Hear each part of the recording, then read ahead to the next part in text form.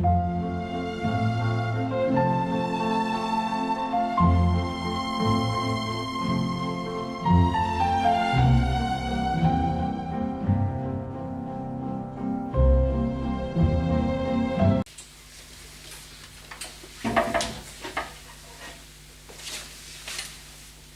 sera un fils, une fille.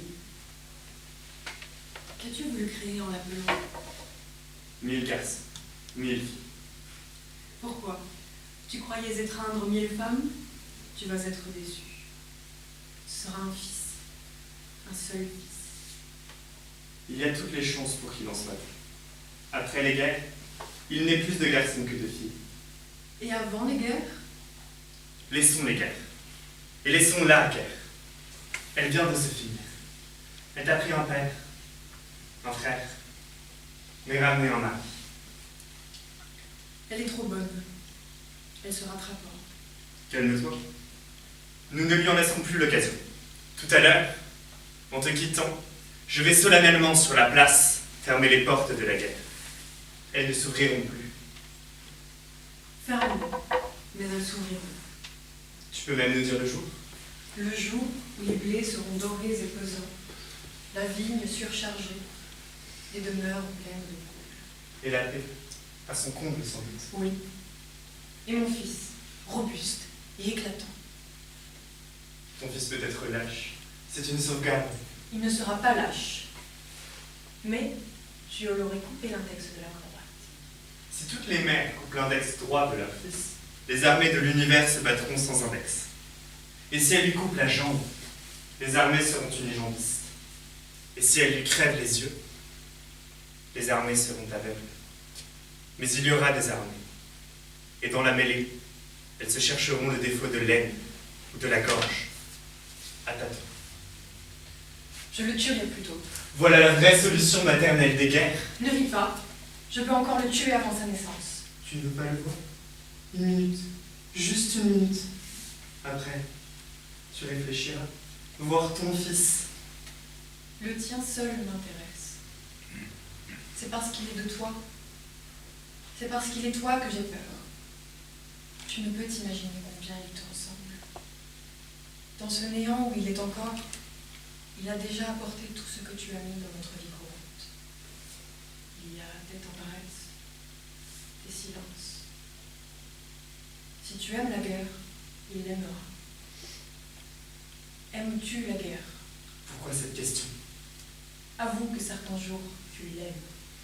Si l'on aime ce qui vous délivre du bonheur, de l'espoir, des êtres les plus chers, Tu ne crois pas si bien dire. On l'aime. si l'on se laisse séduire par cette petite délégation que les dieux nous envoient à l'instant du combat,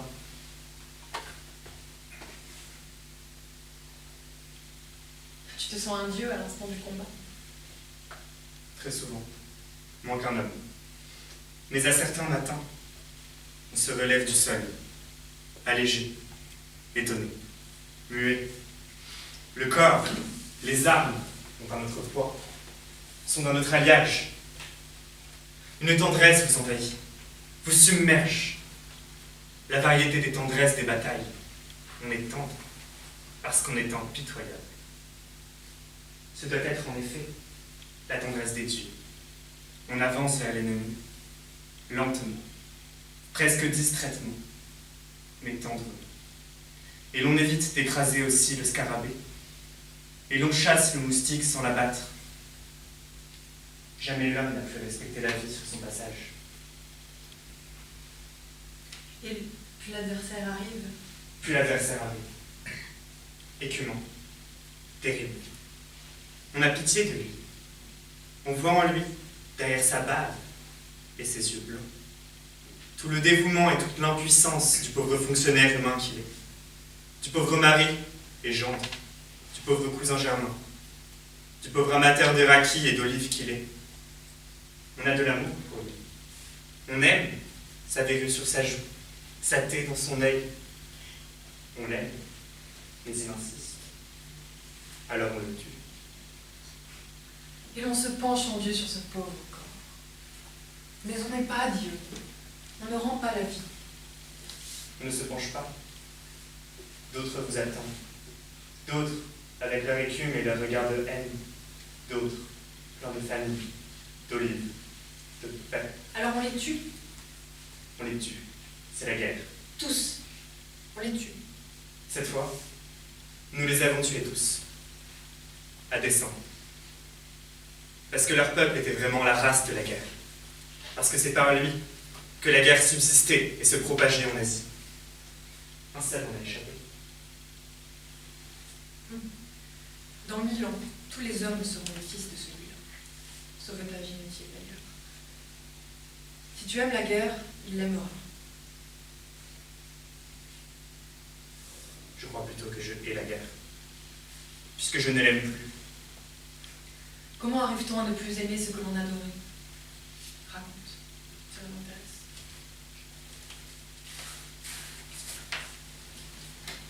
Tu sais, quand on a découvert qu'un ami est menteur, de lui tout sonne faux, alors même c'est vérité. Cela semble étrange à dire, mais la guerre m'avait promis la bonté, la générosité, le mépris des bassesses. Je croyais lui devoir mon ardeur et mon goût à vivre, et toi-même. Et jusqu'à cette dernière campagne, pas un ennemi que je n'ai aimé. Mais tu viens de le dire. On ne tue bien que ce qu'on aime. Et tu ne peux savoir, comme la gamme de la guerre était accordée pour me faire croire à sa noblesse. Le galop nocturne des chevaux, le bruit à la fois de vaisselle et de soie que fait le régiment d'hoplites se frottant contre votre tente, le cri du faucon au-dessus de la compagnie étendue et aux aguets. Tout avait sonné jusque-là si juste, si merveilleusement juste. La guerre a sonné faux cette fois. Pour quelle raison? Est-ce l'âge? Est-ce simplement cette fatigue du métier dont parfois l'ébéniste sur son pied de table se trouve tout à coup saisi, qui un jour m'a accablé, alors que penché sur un adversaire de mon âge, j'allais l'achever? Jusqu'à présent, ce que je l'ai tué me semblait le contraire de moi-même. Cette fois, cette mort que j'allais donner, c'était un petit suicide. Je ne sais ce que fait l'ébéniste dans ce cas, s'il jette sa varlope, son vernis, ou s'il continue. J'ai continué. Et de cette minute, rien n'est resté de la résonance parfaite. La lance qui a glissé contre mon bouclier a soudain sonné faux. Et le choc du tué contre la terre, et, quelques heures plus tard, l'écroulement des palais, et la guerre d'ailleurs, a vu que j'avais compris, et elle ne se gênait plus. Les cris des mourants sonnaient faux. J'en suis là. Tout sonnait si juste pour les autres. Les autres sont comme vous. L'armée que j'ai ramenée est la guerre.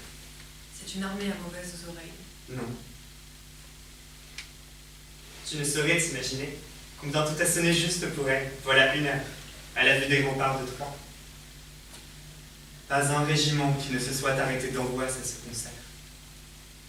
Au point que nous n'avons osé entrer durement par les murs. Nous nous sommes répandus en groupe autour de ceux-ci. C'est la seule page d'une vraie armée. Mais ne comprends-tu Faire le siège paisible de sa patrie ouverte. ne comprends-tu là ne comprends-tu pas que c'est là la pire fausseté? La guerre est dans Troie, Hector. C'est elle qui vous a mené aux portes. C'est elle qui me mène à toi ainsi désemparé. Et non l'amour. Que racontes-tu là? Ne sais donc-tu pas que Paris c'est un nouvel humain? On vient de me le dire. Et après? Et que les Grecs la recherchent, et que leur envoyé arrive aujourd'hui. Et que si on ne la rend pas, c'est la guerre. Pourquoi ne la rendrait-on pas? Je la rendrai moi-même. Paris n'y consentira jamais. Paris m'aura cédé dans quelques instants. Cassandre me l'amène. Il ne peut te céder. Sa gloire, comme vous dites, l'oblige à ne pas céder. Son amour aussi, comme il dit peut-être. C'est ce qu'on va voir. Cours demander à Priam s'il peut m'entendre à l'instant. Et rassure-toi, tous ceux des Troyens qui peuvent et ont fait la guerre ne veulent pas la guerre. Il reste